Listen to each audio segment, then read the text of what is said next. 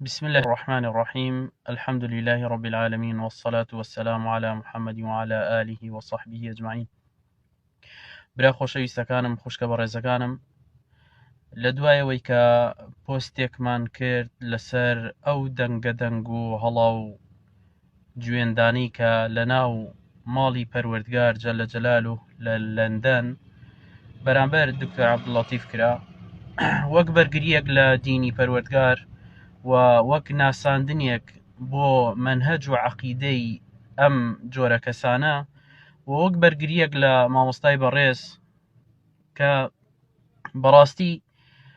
ئەوەی کە کرا بەرامبەریان تەنها لە عالیمەکانەوە شێتەوە، تەنها لە کەسە بەرز و گەورەکانەوە شێتەوە کە گوێیان نەداتێ و پشتیان تێبکا و ئەوانی شەر قسەی خۆیان بکەن و دەستکەنە گوێندانی خۆیان، کە ئەمە بەڕاستی لە قیمەی ئەدەبەوە لە قیمەی ئەخلاقەکە ئینسان ئەو هەموو قسەی بەرامبەر بکرێت و وەڵام نەداتەوە، وەکو چۆن بەرامبەر پێغەمبەران عەلەیهیم الصەلاة والسلام ئەکراو و ئیفەرموو اللهم اغفر لقومی فإنهم لا يعلمون. و بەڕاستی ئەمانەش نەزانن نەفامن بەرامبەر دینی پەروەردگار و بەرامبەر ئاکار و ئەخلاق و هەڵسوکەوتی سەلەف و پێشەوایانی ئەم ئومەتە، ئەوەی کە سەری زوبان و بنی زوبانی ئەمانەیە تەنها گوێندانەوە، تەنها سوکردن و ناشرینکردن و بوهتانکردن و درۆکردنە بەرامبەر وەک بەرپرسیارەتیەک و وەک هەڵوێستەیەک بەرامبەر دینەکەم بەڕاستی لە پێشی هەموو شتێکەوە تەنها ئەوەندە پۆستێکی ئەوانم هێنابوو یاخود ڤیددیۆیەکی ئەوانم هێنابوو و چەند قسەیەکم لەسەر کردبوو لەوەی کە بەڕاستی ئەمانە ئەمە هەڵسوکەوتیانە هەر وەکو چۆن باوە گەورەیان هەڵسوکەوتی بەرامبەر پێغەمبەری خواوا بوو عەلەیهی سەڵات وەسەلام و باسی ئەوم تیا کرد کە بەڕاستی ئینسان کە ئەم مەنزەرەیە بینێت بەرامبەر پێشەوایانی دین، بەرامبەر عولەما و بەرامبەر بە شوێنکەوتوانی پێغەمبەری خوا عەلەیهی سەڵات وەسەلام و میراتگرانی پێغەمبەری خوا عەلەیهی سەڵات وەسەلام ئاوا گوێن ئەدەن ڕێک ئەو وێنە و تەسویرانە دێتەوە پێشچاو ئەو کاتی کە بەرامبەر بە پێغەمبەری خوا عەلەیهی سەڵات وەسەلام باوە گەورەیان زولخۆیسڕا قسەی کردووە و سوکایەتی بەرامبەر کردووە بەوەی کە وتوێتی بە پێغەمبەری خوا عەلەیهی سەڵات وەسەلام عادیل بە، یعنی بەڕاستی هەر بەڕاستی کاتێک کە سەیریەکە ڕێکە وێنانت بیرەکەوێتەوە. بۆیە تەنها وەکو پۆستێک لە دوایەوەی کە خەڵکێک بینی لە دوایەوەی خەڵکێکی کە بەڕاستی ویژدانی جوڵا بوو لایکێک کۆمنتێک یاخود شێری کردبوو لە ماوەیەکی کەمە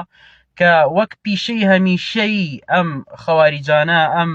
تەکفیریانە ئەوەیە کە بە عیلم وەڵامت نادەنەوە، بە قورئان و حەدیث وەڵامت نادەنەوە، بەڵکو یەکسەر دێن خۆیان گروپێکیان داناوە یەکسەر ڤیددیۆکەت ئەبەن و کۆمەڵێک ریپۆرتی لەسەردەن و ڤیددیۆکەت ریپۆرتەکەن هەر بۆیە یعنی وەکو تێبینیەک وەکو ڕوونکردنەوەیە کۆمەڵە براوەیان نەزانی کە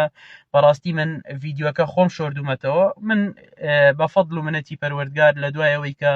بیرکردنەوە لە شتێک ئەەکەم پاشان بڕیاری لەسەردەم کەمەش فەضل و منەتی پەروەردگارە، هەر بۆیە خۆم نەمسڕیەوەتەوە و بە ڤیددیۆکە زۆر ڕازی بووم و بە بەرگری لە دینی پەروەردگار و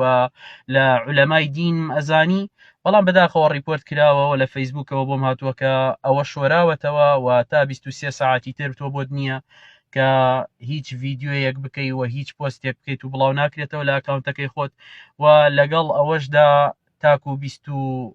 ڕۆژە مانگێکە شتێک لەو بابەتانە تۆ ناتوانی مباشیر بکەیتەوە یا هەر شتێک لەو بابەتانە. ئەمە گرنگ نییە بەڕاستی، ئەوەی گرنگەکە تۆی موسڵمان بۆ دەرکەوێت و عەقڵت بجوڵێ لەوەی کە سیر بکە و ئاداب و ئەخلاقی سەحابە ڕەزا و ڕەحمەتی خوای گەورەیان لێبێ و پێغەمبەری خوا عەلەیهی سەڵات وەسەلام بەراورد کە بە ژیانی ئەمانە، بە ئەخلاقی ئەمانە، بە هەڵسوکەوتی ئەمانە، بە گوێندانی ئەمانە، ئەو کاتە هەر بەڕاستی بۆ دەرەکەوێت کە ئایا ئەمانە لەسەر حەقن، هەر بەڕاستی بۆ دەرەکەوێت کە بەڕاستی ئەمانە دینی ڕاستی پەروەردگاریان پێیە و سەحابە ڕەزا و ڕەحمەتی خوای گەورەیان لێبێ بەرامبەر ئەبوو جەهل و بەرامبەر ئەبوو لەهەب و بەرامبەر عوتبە و بەرامبەر شەیبە و ئەمانە کە دوژمنی سەرەکی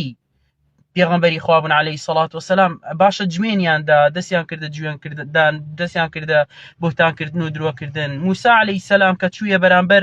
گەورەترین دوژمنی پەروەردگار بەڵکو خۆی بەخوا ئەزانی وایوت ئەنە ڕەبوکم الأعلا بە گوێن قسەی لەگەڵاکردن. هەر بۆیە ئینسانە بێ بەڕاستی عەقڵی بکرێتەوە و ئەمانەی بۆ دەربکەوێت لەوەی کە ئەمانە بەڕاستی دینی پەروەردگار ناگەیەن، بەڵکو کۆمەڵێکن شەیطان هەڵی خەڵەتاندون و چۆتە بنکڵەشیانەوە و ئەوەنەی کە دین ناشرینەکەن و ئەوەنەی کە لە دین ئەدەن و لە مامۆستایان و لە داعی دین ئەدەن و لە دوعاتی دینەدەن بەڕاستی ئەوەندە سوودیان بۆ دین نییە هەر ئەمانن وایان کردووە کە خەڵکانێکی زۆر لە ئەوروپا و لە غیری ئەوروپاش بەڕاستی